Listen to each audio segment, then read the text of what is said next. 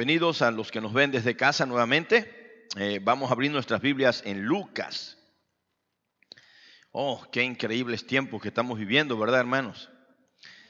Abra su Biblia mientras en Lucas, capítulo 1, verso del 1 al 4. Por cierto, solamente para recordar, hace 8 días estamos teniendo una actividad acá de adoración, una mañana de adoración, ¿se acuerdan? Algunos vieron en línea, muchos estuvieron acá. Y qué increíble cómo son las cosas, ¿no? Ese día cantamos un hermoso canto, himnos antiguos. Uno de ellos es: nada sé sobre el futuro, desconozco lo que habrá. ¿Se acuerdan? El coro dice: no sabemos qué traerá el mañana. Muchas cosas no comprendo del mañana con su afán. Mas un dulce amigo tengo que mi mano sostendrá. Cuando acabamos la actividad ese día, se acercó el hermano Jorgito con un servidor, Jorgito Arias, y me dijo: hermano, para el miércoles, ya ve que habíamos planeado el miércoles, quiero traer mi teclado, dice Yo le dije: tráelo, vamos a hacer bulla, pero dile al presidente, ya platicó con Rodrigo y así quedó. Bueno, nada sé sobre el futuro. Ese día en la tarde Jorgito tuvo ese accidente donde se fracturó su mano.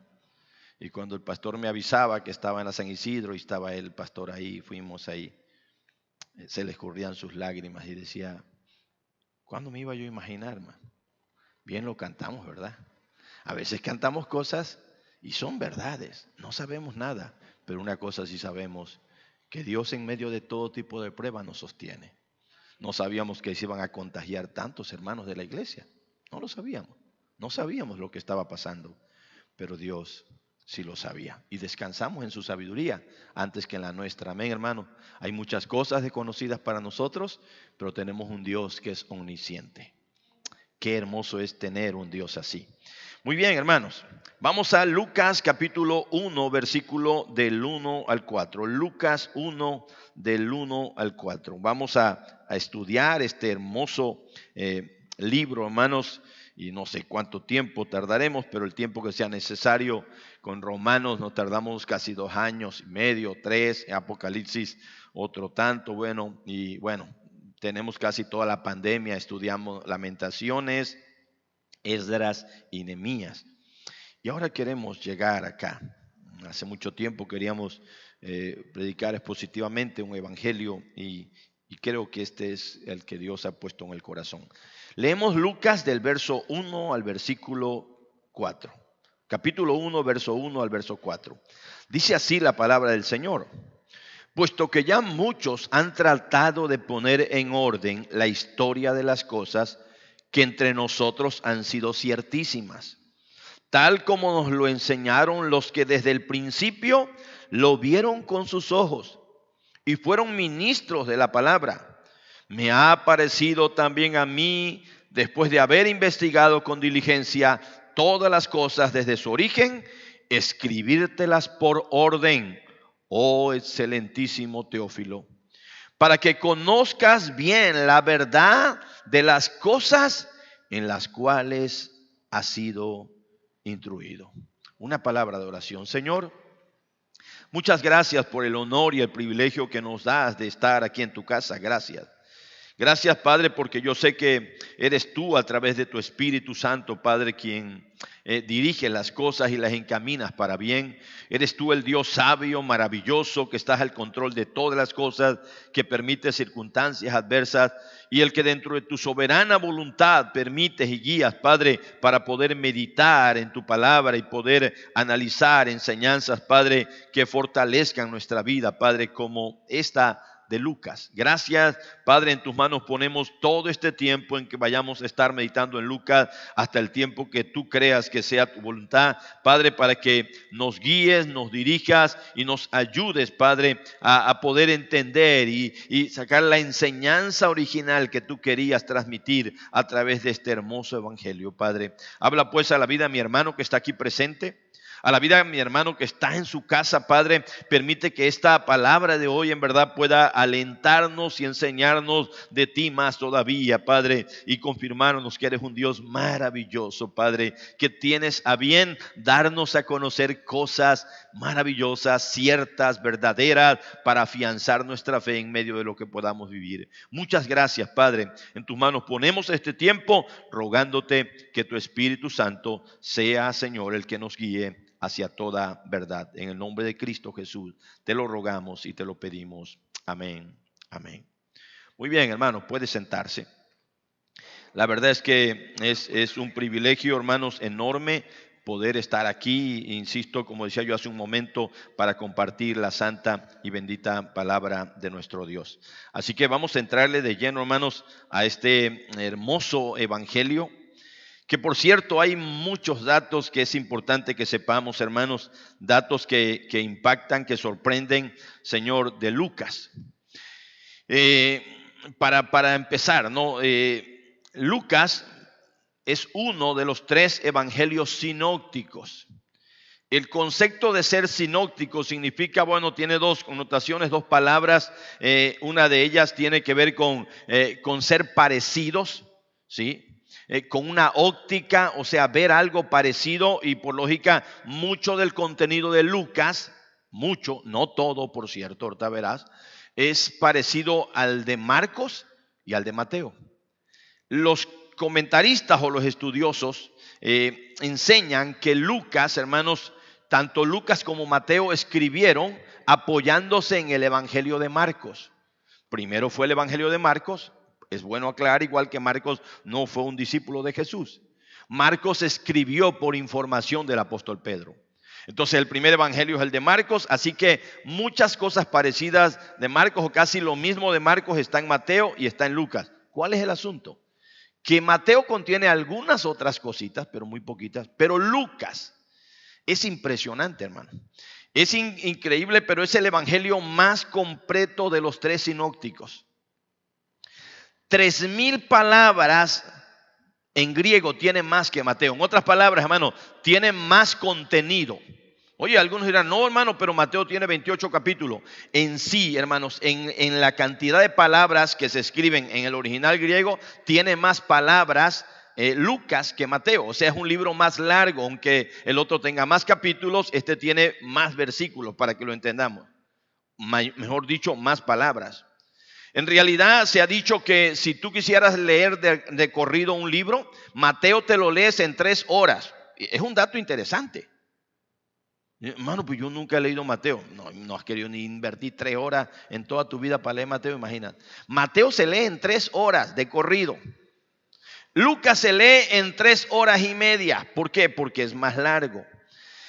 Otro dato importante es que, bueno, ¿por qué Lucas o por qué es el evangelio de Lucas? Se cree que él es el escritor. La razón es porque a quien le dedica Lucas el evangelio, el versículo 4 que terminamos leyendo, el 1:4, no, se lo ponen acá, hermano, dice ahí el pasaje, para que conozcas bien la verdad de las cosas de las cuales han sido instruidos. Pero el versículo 3, en la última parte, hermano, dice ahí, hermanos, ¿a quién van dirigida en la última parte? Oh, excelentísimo Teófilo. Busca en Hechos capítulo 1, verso 1. Hechos capítulo 1, verso 1. Y al buscar ahí, hermanos, te das cuenta que Hechos 1:1 va dirigido a la misma persona. Es más, te digo algo, se cree que antes, originalmente, el evangelio de Lucas y el libro de los Hechos era un solo libro, en 2 partes. Para que lo entienda, Hechos es la continuación de Lucas. Y esa es la gran verdad hermosa en esto. Por lo que dice este verso, dice ahí, en el primer tratado, oh Teófilo, la misma persona a la que le dedica Lucas, hablé acerca de todas las cosas que Jesús comenzó a hacer y a enseñar. Verso 2, hasta el día en que fue recibido arriba, después de haber dado mandamientos por el Espíritu Santo a los apóstoles que había escogido. Ahora, ¿cómo saber que Lucas escribió Hechos? Porque de seguro es que el que escribió Hechos es el mismo que escribió Lucas. Porque si tú buscas el nombre de Lucas, tanto en Lucas como en Hechos, no aparece. A veces en los escritos, en las cartas de Pablo aparece el nombre de Pablo. Yo, Pablo, a la iglesia de Corintios. Y así hay varios libros. Pero aquí no aparece el nombre de Lucas en ninguno de los dos. ¿Cómo sabemos que Lucas escribió Hechos para entonces comprobar que Lucas escribió Lucas, el Evangelio? Porque él usa, hermanos, a partir del Hechos capítulo 16, verso 10, usa la primera persona en plural, hablando de él. Y yo quiero que ponga el texto acá, Hechos 16, 10, lo puedes ver en tu Biblia. Y aún, yo sé que los que han estudiado vida de Pablo o también vida de Jesús, hermanos, en sus 6 libros, saben esto muy bien. Hechos 16, en el versículo 10, mira la narrativa, hermanos, y es muy importante entender la forma en cómo están los verbos ahí en plural, primer persona en plural. Dice el versículo 10, cuando vio la visión, enseguida procuramos. El que está narrando, el que está escribiendo Hechos, se mete en la narración diciendo, hey, procuramos. Él lo está escribiendo y él se incluye. Si él no se incluiría en el grupo de Pablo, porque es el segundo viaje misionero que va a Pablo, y ahí se une con ellos Lucas, y ahorita verás por qué concluimos esto. Dice ahí, cuando vio la visión enseguida procuramos partir para Macedonia, cuando por cierto, dice, dando por cierto que Dios nos llamaba para que anunciásemos. Está incluido él. Es primer persona en plural, se incluye el escritor dentro de ese grupo. Y la pregunta es, ¿pero por qué él es el escritor? Bueno, todos los datos apuntan, hermanos, a que Lucas es, por lo que dice Colosenses capítulo 4, verso 14. Estos son datos muy importantes con los que tenemos que empezar Lucas. Empezar Lucas sin saber quién es el que lo escribe, para quién lo escribe, el contenido, el trasfondo cultural del libro y todo ello, pues es lo peor que podemos hacer es cuando se estudia un libro de la Biblia y no saber ni quién, ni por qué, ni para qué, ni cómo, ni dónde se escribió. Entonces, por eso es que se malinterpretan los libros. Por eso es importante llegar a esta conclusión. Mira cómo dice Colosenses 4:14. Dice la palabra del Señor, hermanos, ahí os saluda Lucas, el médico amado y Demas. Por cierto, hermanos, cuando Pablo hace esa mención de Lucas, el médico amado, es ese médico, y ya nos damos cuenta que no es cualquier persona Lucas. Ahora, válgase, Dios ha usado distinto tipo de escritores para escribir la Biblia. Si tú buscas, interpreta y buscas y analizas, bueno, escogió a un Leví, Mateo, que era publicano, pero no se dice que haya sido un hombre muy intelectual. Era bueno para los números, se dice, por el trabajo que antes tenía, pero no tanto para literatura o para escribir. Juan Marcos, menos. Fue un chamaco que varias veces, hermanos, abandonó la obra, que en mucho tiempo fue inútil y al final fue útil. Dios lo usó para que escribiera el Evangelio de Marcos. Juan era un pescador del vulgo, dice la Biblia. Todos los comentaristas y personas que ni siquiera son cristianas han elogiado el Evangelio de Lucas como escrito por alguien con un intelecto muy alto, con un IQ muy alto, el nivel de inteligencia muy alto. El griego que usa tanto en Lucas como en Hechos es elevadísimo. Muchos catalogan, hermanos, el libro de Lucas al nivel de las obras clásicas de los griegos, como la Ilíada, escritos de Cicerón, escritos de Sócrates, de Platón, porque tiene un contenido, hermanos, elocuente muy alto. Pero lo más impresionante es que lo escribe de una manera narrativa histórica casi perfecta, dicen muchos. Entonces, todo eso nos da a entender, hermanos, por qué es que se cree que Lucas lo escribió. Ahora te doy un dato fuerte que en verdad yo por ahí comentaba. No te imaginas cuánto he estado aprendiendo. Y dice, hermano, pero ¿a poco todos seguimos aprendiendo? No, nadie, ningún pastor, ningún predicador, ningún maestro va a saberlo todo. Y bueno, yo le doy gracias a Dios por la vida de mis hijos. La verdad, tengo una bendición grande ahí. Tengo 2 maestros que cuando yo tengo alguna duda me enseñan. Carlos da esta materia o literalmente está escribiendo un libro en el instituto en línea. que es el libro que se usa. Los que están estudiando en la iglesia, Instituto en Línea, saben de este material. Impresionante.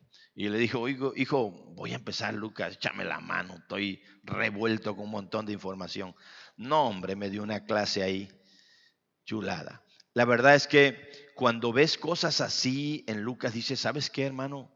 Lucas fue escrito por Lucas, que no era judío. Y te vuela la cabeza eso. Dios es tan maravilloso que escogió a un gentil, a un griego.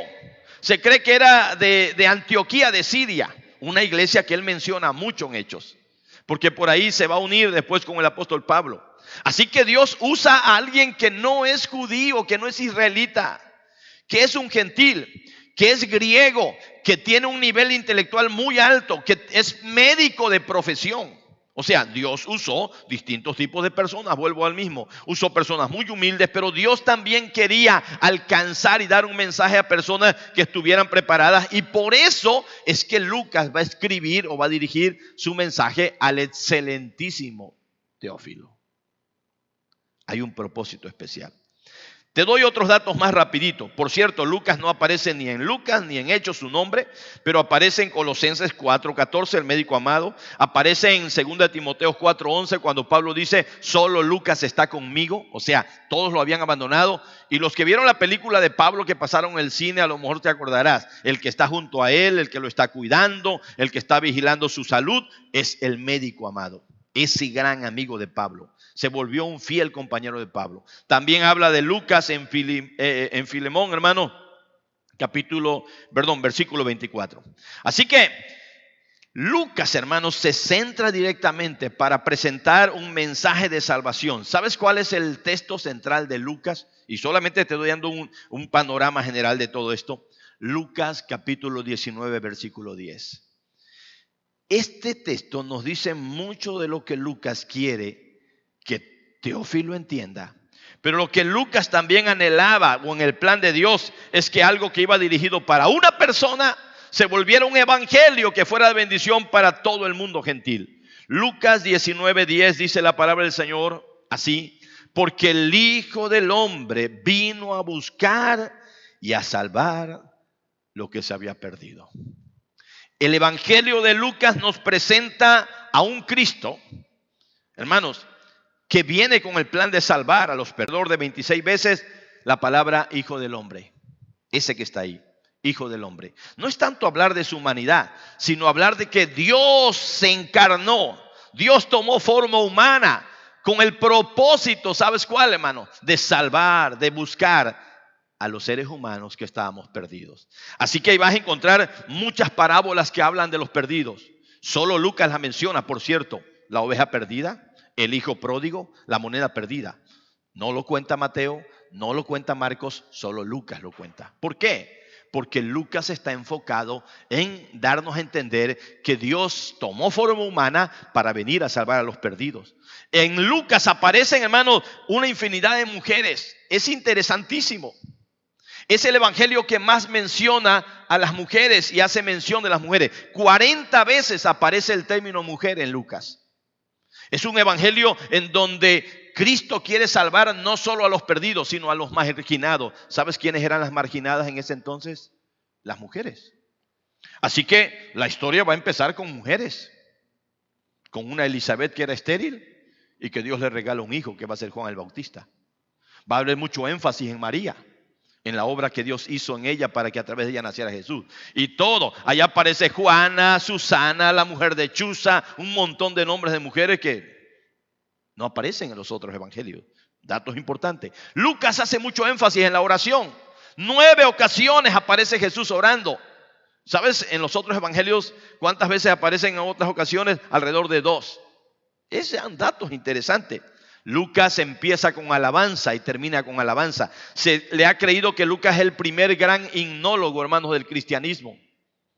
Si sabes que en Lucas aparecen cánticos que no aparecen ni en Mateo ni en Marcos, y se le conoce como el Magnífica de María, el Benedictus de Zacarías, cánticos, hermanos, que la iglesia primitiva entonó. Ahí aparecen 5 cánticos sagrados que, bueno, la iglesia la ha usado mucho tiempo.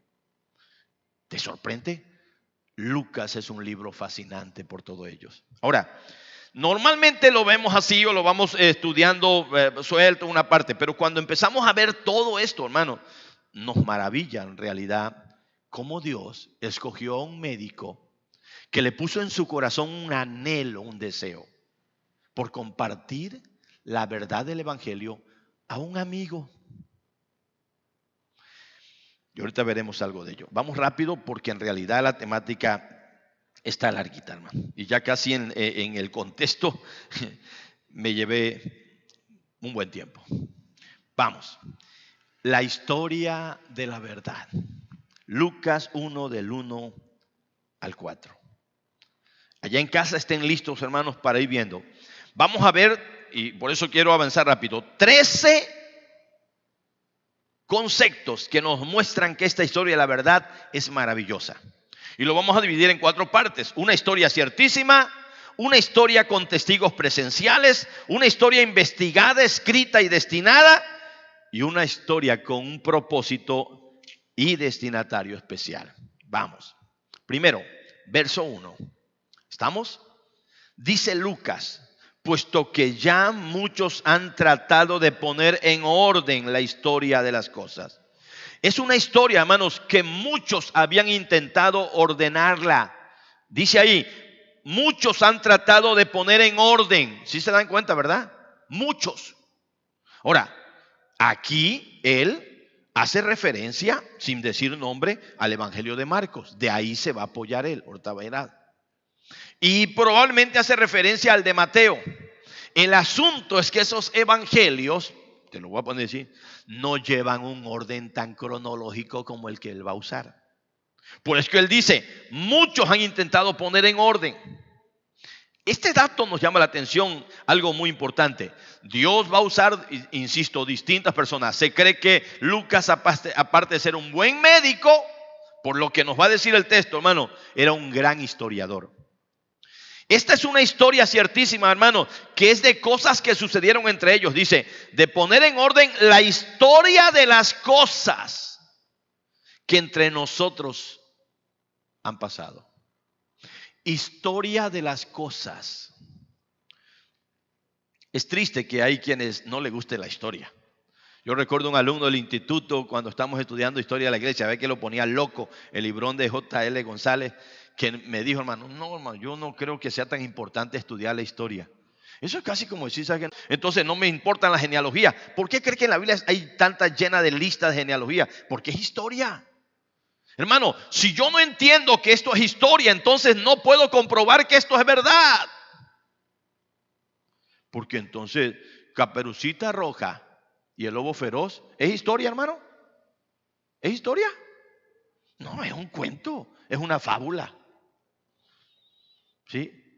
Las crónicas de Narnia, ¿es historia? No, es una película.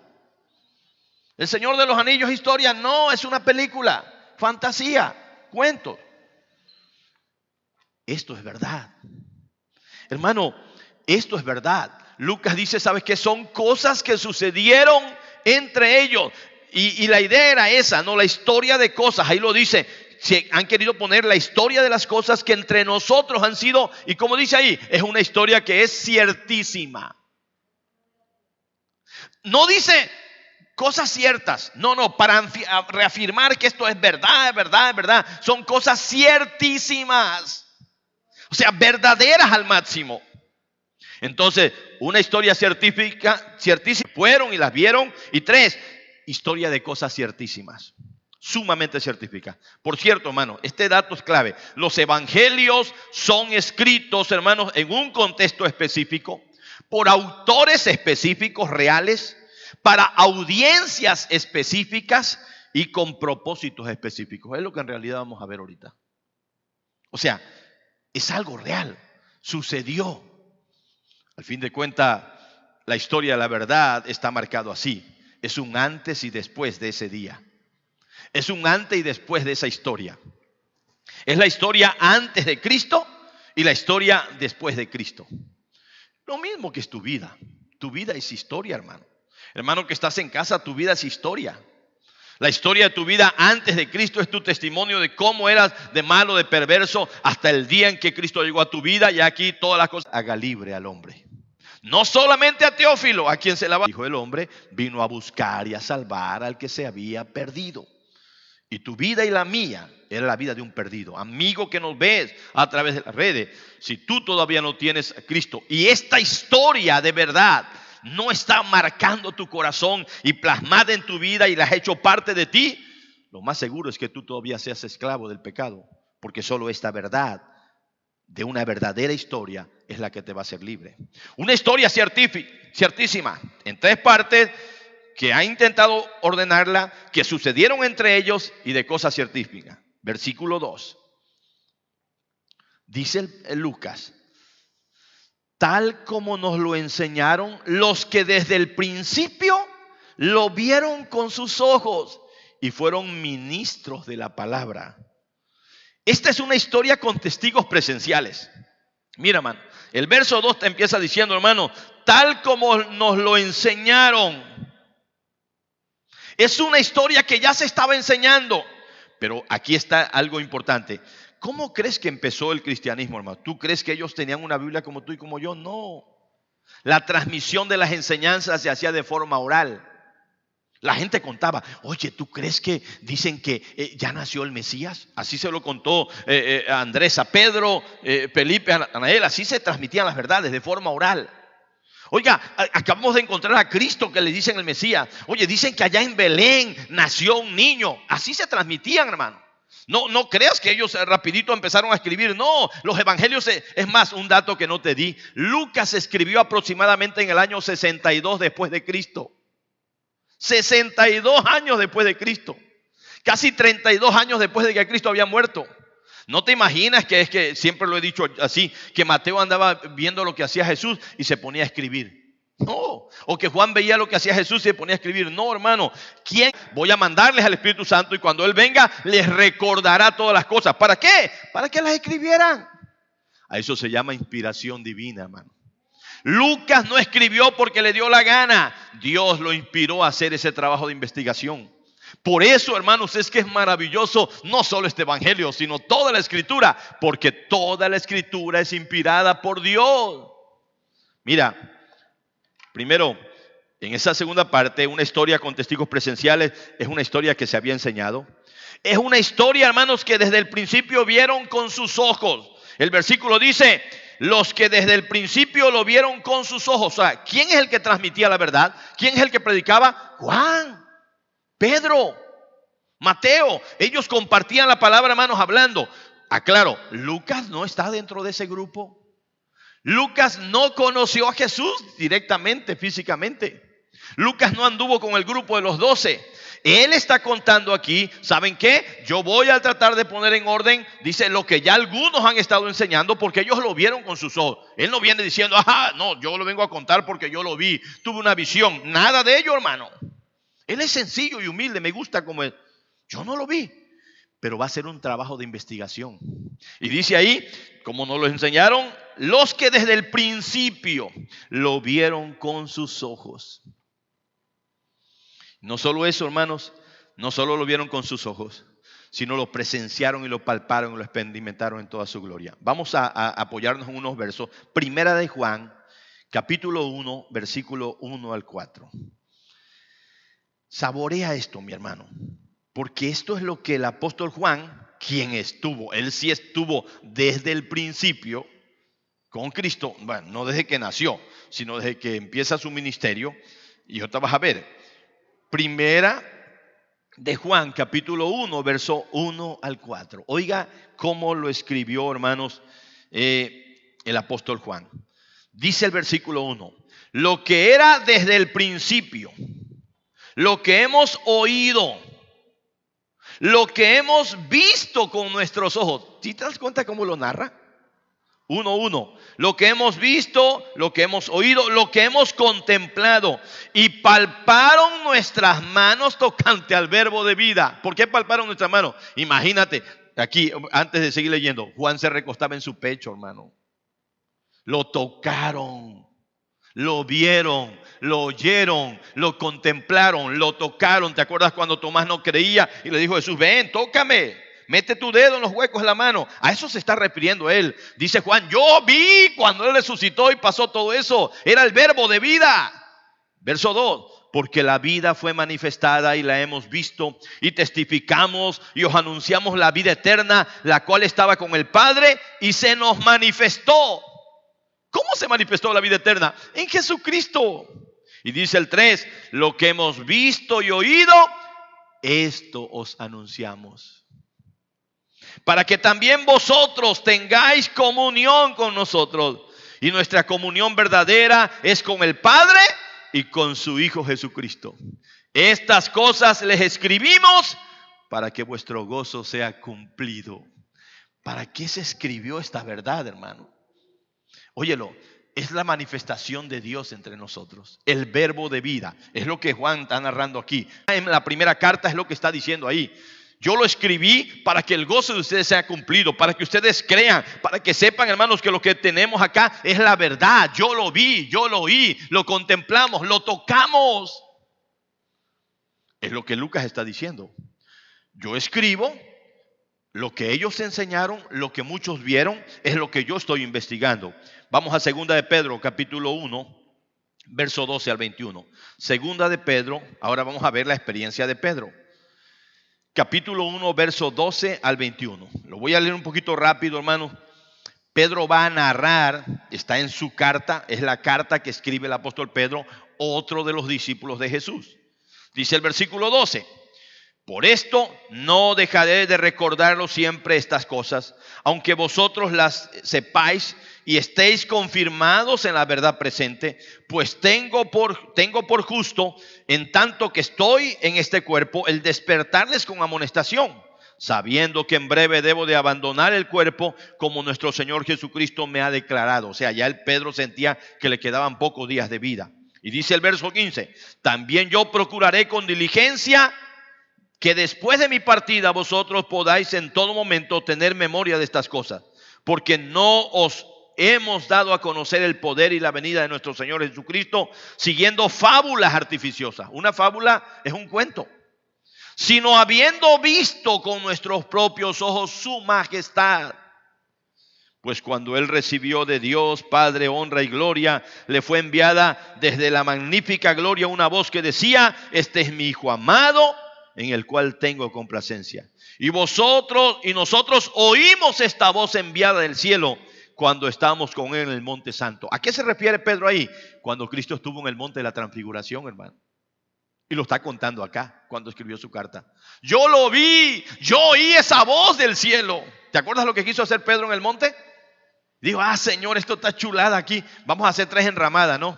Una para ti, una para Elías y una para nosotros. Siempre así era Pedro, hablador. Y de eso, no, yo voy a construir aquí. Aquí no queremos que nos vayamos de aquí.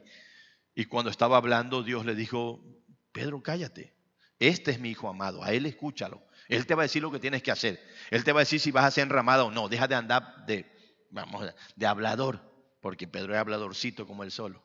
Como él solo, no es como nadie de nosotros, como él solo. Pero hermano, véalo, es lo que está contando.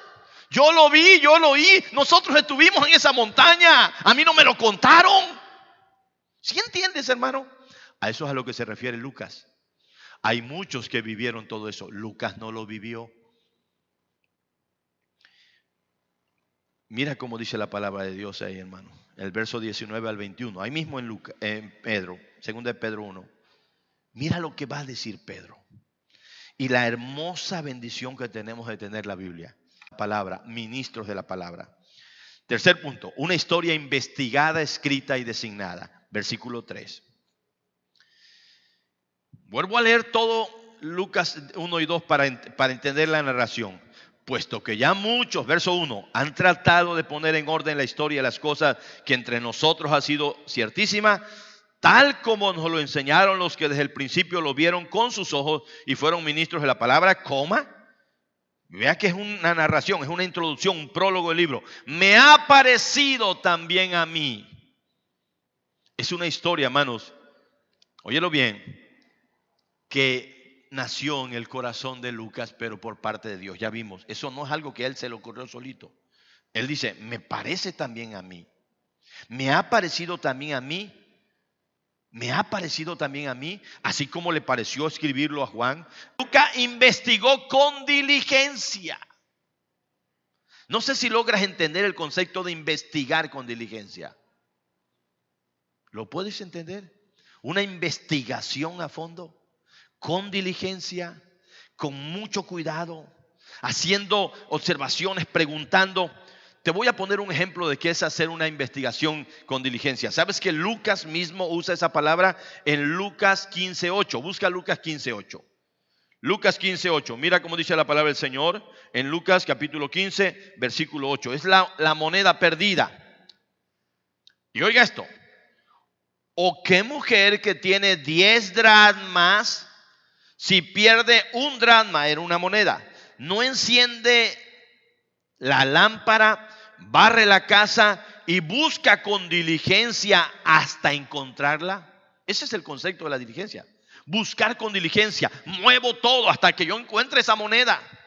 Porque el dracma era una moneda de mayor valor que lo que es una blanca, una moneda chiquitita. Ahora, si comprendes el concepto, hermanos, aquí Lucas está usando la misma palabra. ¿Sabes qué hizo Lucas? Investigó, buscó, averiguó, preguntó. Ese es un concepto de una investigación.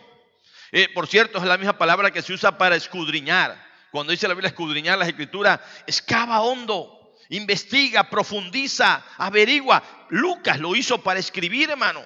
Entonces, es una historia que él piensa escribirla habiendo investigado con diligencia. Yo sé que la mayoría saben lo que dice Romanos capítulo 12, verso 11. En lo que requiere diligencia, no perezosos, fervientes en espíritu, sirviendo al Señor. Este era un hombre muy diligente. Y te voy a dar un dato que es uno de los que a mí más me ha maravillado y por lo cual se cree que esta es la persona de él. Vamos a 2 Corintios 8:18, rapidito. 2 Corintios 8:18. Para entender un poquito más de la diligencia de Lucas y por qué muchos teólogos, comentaristas, estudiosos de la Biblia creen que a esta persona, de quien no se dice el nombre en 2 Corintios, es a quien se refiere el pasaje y quien es el escritor de Lucas y el escritor de Hechos y quien acompañó a Pablo. 2 Corintios 8:18.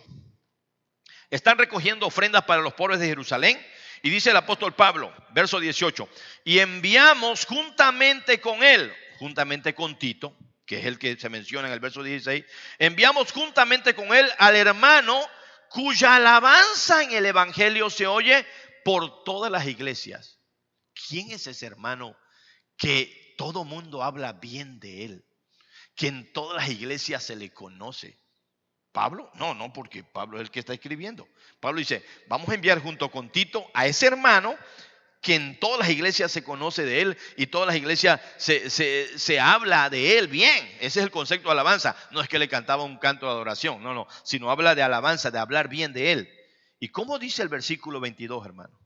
Dice el versículo 22, enviamos también con ellos a nuestro hermano, es el mismo que menciona en el 18, cuya diligencia, oiga esta palabra, cuya diligencia hemos comprobado repetidas veces en muchas cosas y ahora mucho más diligente por la mucha confianza que tiene de vosotros. Ya a Lucas se le conocía como un hombre súper diligente. Desde que se unió con Pablo en el segundo viaje, para donde quiera, después lo dejó en Filipo, era un hombre que no se despegó con él, aún fue como si fuera como prisionero y esclavo para acompañar a Pablo hasta las prisiones.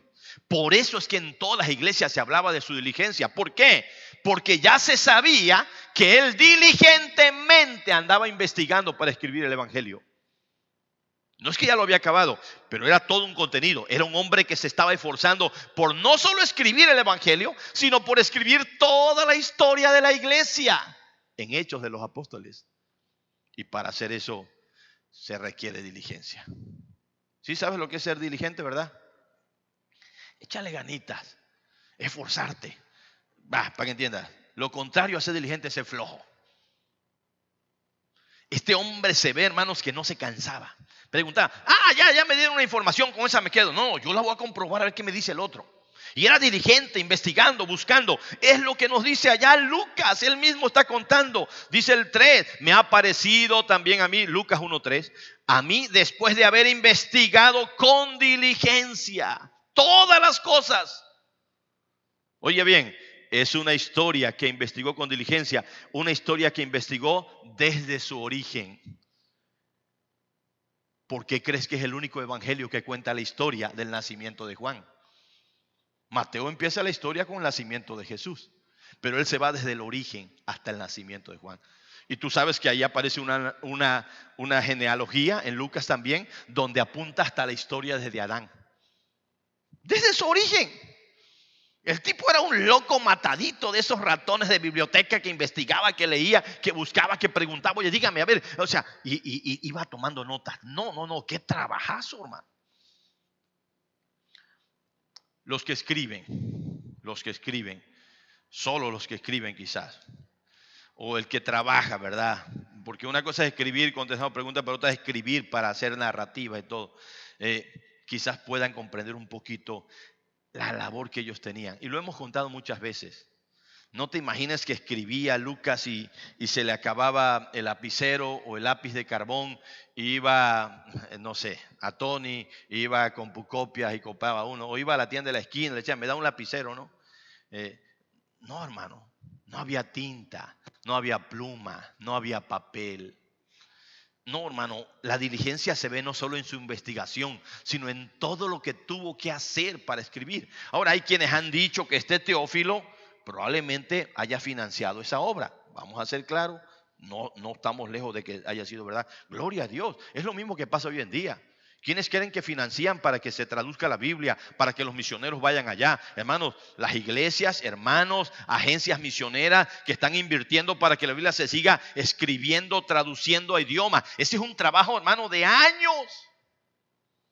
Allá el problema con Lucas no era fuerte porque él hablaba el griego, así que para él no era problema escribirlo en el griego. Tú sabes que los evangelios se escribieron en el griego.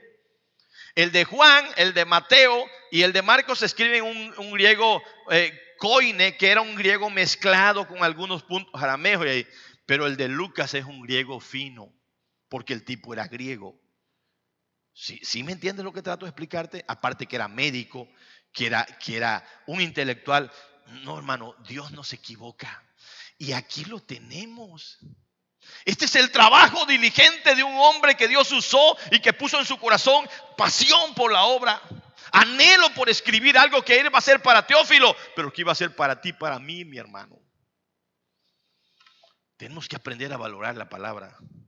Aquí hay diligencia, lágrimas, esfuerzo, cansancio. Muchas horas de investigación, diligentemente.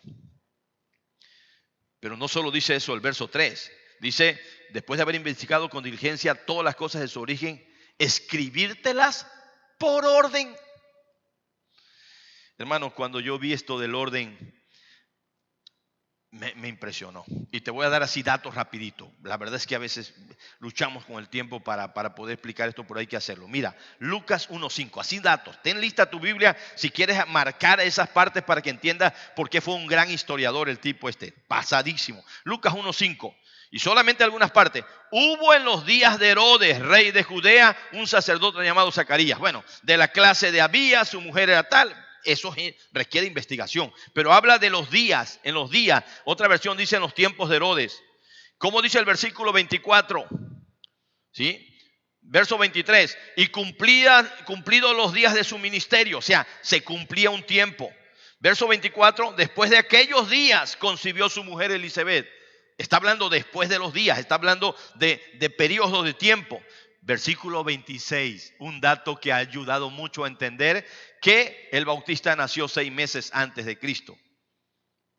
¿Sí? Dice ahí, en el 6º mes, el ángel Gabriel fue enviado por Dios a la ciudad de Galilea. ¿Sí entiendes cómo es el asunto? Por orden, en el 6º mes.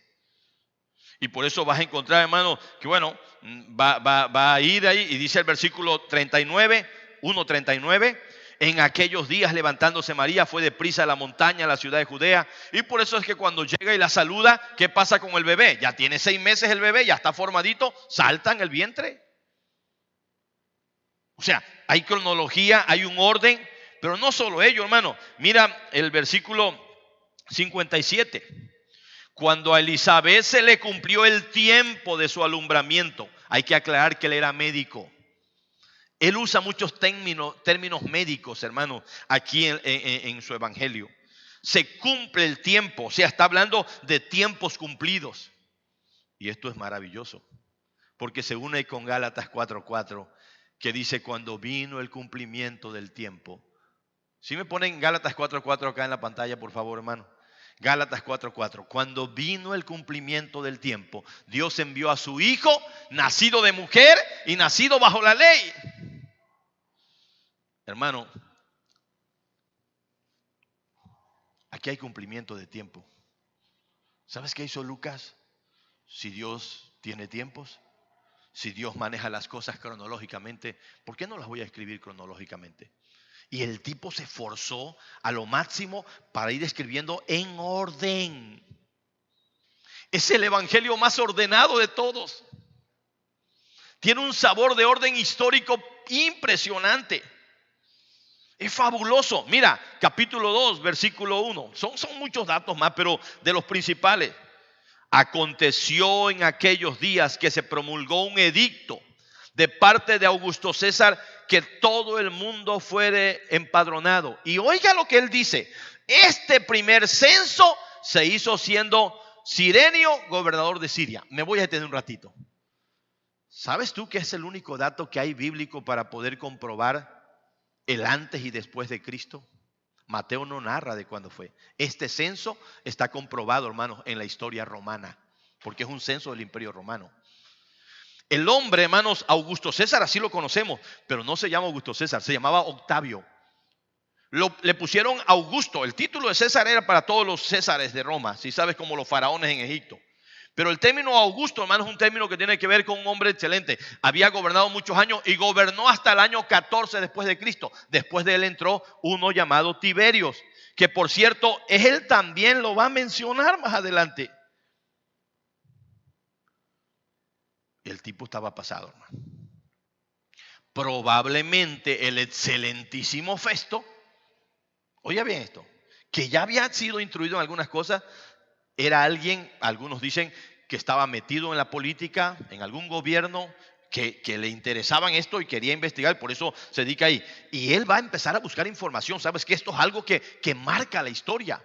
Y vuelvo a insistir, es por este dato que se marca el antes y después de Cristo. De ahí no habría fecha para poder hacerlo. ¿A quién usó Dios?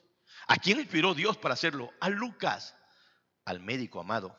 Pero todavía te doy datos más. Verso 21, cumplido. 2:21, Lucas 2:21. Cumplidos los 8 días para circuncidar al niño. Investigó que a los 8 días se circuncidaba. Verso 22, cuando se cumplieron los días de la purificación de ellos. ¿Cuántos días tarda la purificación de la mujer? 40 días. Vea, está hablando de un orden cronológico de cada uno de los puntos. Versículo, hermano, versículo 41. Dice la palabra del Señor. Iban sus padres todos los años a Jerusalén a la fiesta de la Pascua. Y cuando tuvo 12 años, es el único evangelio que habla de esa edad de Jesús. Ningún otro evangelio habla de eso. Que se le perdió Jesús a José y María, ¿se acuerdan ese relato? Y estaba sentado junto a ellos. Es el único que lo narra. Se pasó investigando, conociendo eso. Pero vea el capítulo 3. Va a empezar ya el ministerio de Cristo. Eso pasa, hermanos, para que tengan un poquito de idea, muchos años antes. Cuando va Cristo a empezar su ministerio, y rapidito el dato, vea, versículo 1, capítulo 3, verso 1. En el año 15 del imperio de Tiberio César, ya no es Augusto César, ahora es Tiberio César. Ya cambió. Tiberio entró en el año 15, en el año 14 después de Cristo. Si tú vas a Historia Universal, vas a encontrar esos datos. Lucas lo quiso poner aquí por orden. ¿Por pura cosa de él? No. Su libro, Su evangelio llevaba una etiqueta intelectual muy alta, un orden cronológico, quiso poner en orden todo lo que había investigado. Ahora, no nos puede contar todo, de seguro oyó muchas historias de Jesús, hermano, rapidito, desde cuando era niño y todo. Nos hubiera gustado que nos hubiera contado tanto. ¿Sabes tú que hay un montón de evangelios apócrifos? El evangelio de la niñez, el evangelio de Hermas, el evangelio de Papias, un montón de evangelios, hermano, de muchos otros que según cuentan cosas de Jesús de niño. Él no lo vio tan importante eso. Solo nos da datos específicos cuando ya entra directo en el ministerio. Mira cómo dice la Biblia, hermano, en el versículo 23, 3:23 de Lucas. Y con este termino el dato ese de cómo puso en orden cronológico todo. Se ha dicho que casi es el único que menciona esto. Jesús mismo al comenzar su ministerio era como de qué, ¿cuántos años tenía? Dice. Si el tipo no le hubiera puesto Dios eso en su corazón, no sabríamos a qué edad empezó Cristo su ministerio. De ahí se saca ahí. 3 años, dura 3 años su ministerio, a los 33 años muere. Si no tuviéramos esos datos de Lucas, que Dios puso en su corazón, que era alguien muy intelectual, muy capacitado, pero que fue diligente. Vuelvo a insistir, porque él no vivió en ese tiempo. Él lo investigó. Tuvo que viajar, recorrer las ciudades, fue a Belén, fue a Nazaret, fue a Galilea, recorría todo para oír el informe de todo. Le preguntaba a los discípulos que vivían en ese entonces. Oh, hermano, cuando yo veo esto me maravillo y digo, Señor, qué lindo eres. Gracias por haber escogido al médico amado para hacer esto. ¿Y a quién se lo escribe? Volvamos a Lucas rapidito, hermano. Oiga bien, el final del verso 3. Vuelvo todo el verso. Me ha parecido también a mí, Lucas 1:3. Después de haber investigado con diligencia todas las cosas, desde su origen, escribírtelas por orden, oh excelentísimo Teófilo. ¿Sabes qué significa el nombre de Teófilo? Decíamos por ahí, y Carlos por ahí me dio datos. Todo lo que la gente ha tratado de decir, que si era antes, que Lucas fue esclavo y Teófilo fue su amo. Que probablemente fue un buen amigo de Lucas, pero que no tenía ninguna relación. Que era político, que tenía fama, que había sido su maestro, muchas cosas. Pero hay algo bien interesante. El nombre de Teófilo o Teófilo significa amado de Dios o amigo de Dios. Y los comentaristas todos dicen, sí, es verdad, es una carta muy personal dirigida a una persona que era excelente. Y la excelencia tiene que ver no tanto con intelectualidad, sino con un alto rango. Pero ¿sabes qué? El hecho de ponerlo como amigo de Dios, un nombre que significa, ¿sabes para quién es la carta? Para todos los perdidos que Cristo venía a rescatar y un día se harían amigos de Dios, que tenían interés, porque aquí viene, hermanos, la última parte. En esa tercera parte de una historia investigada, escrita, es una historia que Lucas pensó escribir, una historia que investigó con diligencia, una historia que investigó desde su origen y una historia que escribió en orden, pero una historia con un destinatario especial, Teófilo, el amigo de Dios. Y que también escribió, ya vimos, Hechos. Y por último, una historia con propósito especial. ¿Para qué le escribió, hermano? Y aquí podemos tardarnos todo un otro sermón, pero ya no tenemos tiempo. Verso 4. Dice el verso, ¿para qué se la escribe a Teófilo? ¿Y para qué te la escribe a ti? ¿Para qué está aquí en la Biblia? Para que conozcas bien la verdad de las cosas en las cuales has sido instruido. Si entiendes entonces quién es Teófilo, no es un impío, es alguien que ya había sido instruido, ya conocía algo, pero no las conocía en orden. Ya había oído muchas cosas, pero como no habían evangelios escritos, no había una forma de cómo ver todo el orden de la historia de la verdad.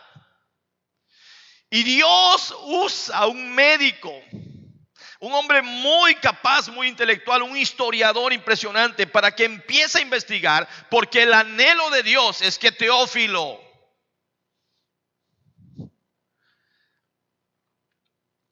y César y Chucho y Bonay y Guillo y Esmeralda y Rosita y Adrián y Betty y todos los que estamos aquí, todos los que nos ven en línea, conocieran bien la verdad.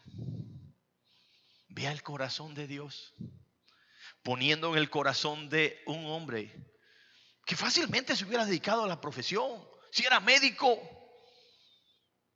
¿Qué necesidad de andar viajando y si podía tener mi consultorio, atender enfermos y ganar buen billete? Pero supo que Pablo se iba a los viajes misioneros, le impactó la vida de este hombre y empezó a investigar. Él era gentil, acuérdate, no era judío.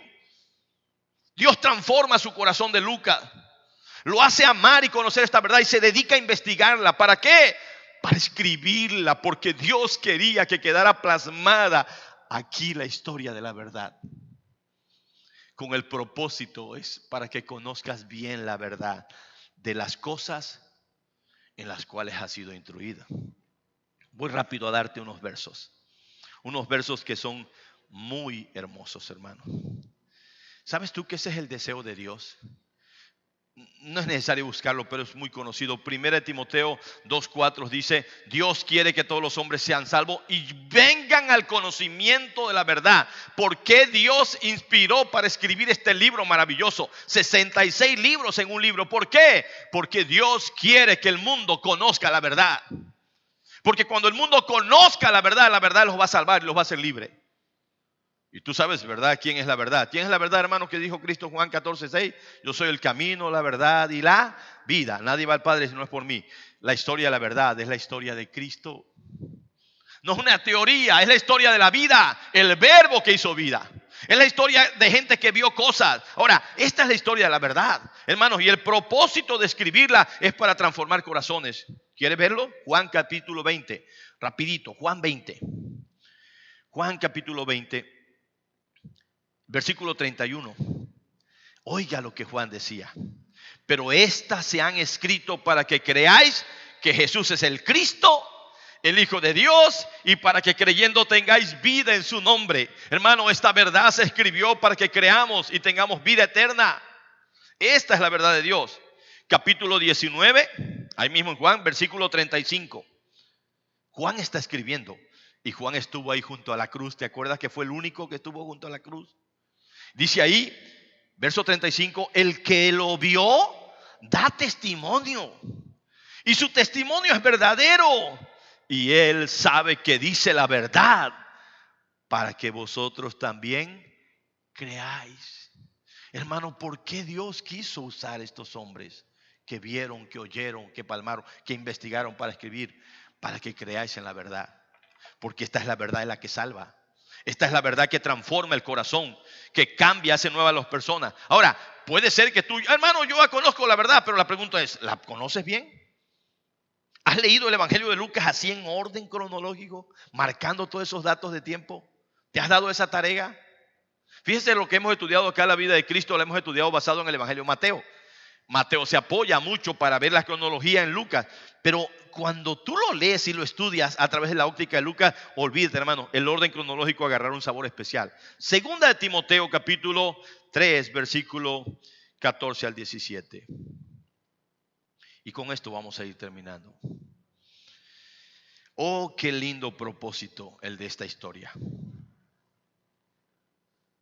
Qué lindo propósito, que conozcas bien la verdad en la cual has sido instruido. Segunda de Timoteo 3, verso 14 al 17. ¿Estamos ahí? Dice así la palabra del Señor, hermanos. Pero persiste tú en lo que has aprendido. Pablo escribiéndole a Timoteo. Y te persuadiste, sabiendo de quién has aprendido, que desde la niñez has sabido las sagradas escrituras, las cuales te pueden hacer sabio para salvación por la fe que es en Cristo Jesús. ¿Lo puedes decir conmigo el 16 fuerte? Toda la escritura es inspirada por Dios y útil. ¿Para qué, hermano? Para enseñar, para redarguir, para corregir, para instruir en justicia, a fin de que el hombre de Dios sea perfecto, enteramente preparado para toda buena obra. Te lo pongo así. A fin de que el amigo de Dios, a fin de que el amado de Dios, el que es excelentísimo o ya se cree excelentísimo, llegue a ser un hombre perfecto. Festo le faltaba conocer la verdad. Por eso se la escribió Lucas. Conocerla mejor. Había sido instruido en ella, pero habían cosas que no entendían, que no le quedaban claro. Había muchas dudas. Hermano, siempre la palabra de Dios va a hacer eso. Le decía yo hace un rato, leyendo y estudiando todo eso, Dios mío, le decía, perdóname, a veces uno cree, no, ¿para qué leer en detalle, Lucas, si yo ya tengo muchos conceptos de Cristo? O a veces podría pensar, ¿por qué empezar una serie de predicaciones sobre el Evangelio si es algo de lo que más se conoce? No, hermano. Son cientos de cosas que en verdad salen de nuestra mente. Decimos, Dios mío, perdóname, porque a veces nos creemos el excelentísimo Festo. Y nos damos cuenta que no sabemos nada, que nos hace falta tanto, que la gran verdad de las Escrituras es esa. La historia de la verdad es la historia del Hijo del Hombre que vino a buscar y a salvar lo que se había perdido. Y el excelentísimo Festo, el muy intelectual, el que está en el cargo político, el que quizás tenía lana, el que quizás apoyaba económicamente a Lucas, necesitaba conocer bien esta verdad para que en verdad pudiera ser verdaderamente libre. Ponte de pie, mi hermano. La historia de la verdad, una historia ciertísima. Es la historia que muchos han intentado ordenarla. Es la historia de cosas que sucedieron. Es la historia de cosas ciertísimas. Verso 1. Verso 2. Es la historia que ya se la habían enseñado. Es la historia de los que vieron con sus propios ojos. Es la historia de ministros que enseñaron la palabra. Óyelo bien. 7. Es la historia que Lucas también pensó escribir. Es la historia que Lucas investigó con diligencia. Es la historia que todo lo escribió desde su origen. 9. 10. Es la historia que Lucas escribió en orden. Es la historia que Lucas destinó hacia el amigo de Dios, a Teófilo. Es una historia con un propósito principal, hermanos. Que conozcan bien la verdad. Monte Sinaí, hermano que estás en casa. Todos los que nos ven en cualquier lugar. Siempre el deseo de Dios va a ser que conozcas bien la verdad. No nada más que la conozcas bien, bien, bien. Y para eso tienes que leer bien, estudiar bien. Si Lucas se esforzó, hermano, se mató siendo diligente, investigando para escribirla, sé tú diligente, investigando para estudiarla. Ese es el gran legado. Si ya fui, no, hermano, pues ya fui instruido en ella, sí. El excelentísimo Festo estaba pasado, se ve que conocí, pero necesitaba conocerla más. Nunca descanses de leerla, porque si Dios la escribió, no solo Lucas, sino toda la Biblia, es para que nos parezcamos a Lucas. Y no importa si tienes un buen trabajo, una buena profesión, si eres un médico, si eres un maestro, licenciado, hermano, sé humilde en aprender a buscar, a preguntar. El médico preguntando, ¿por qué? No importa qué digan. No importa que digan, oye, pero ¿y vas a volver a leer y a estudiar eso que según tú ya conoces? No me importa. A veces la arrogancia se nos vende. Dice, no, yo estudiar eso. No, si yo estudié en el Instituto Bíblico, si yo soy esto, si yo conozco esto. A veces hay actitudes terribles en nosotros que dejan ver muy mal al cristianismo. Dios nos ayude a ser como Lucas. Amén, hermano. Y a valorar y amar lo que Dios inspiró para que Lucas escribiera este hermoso evangelio.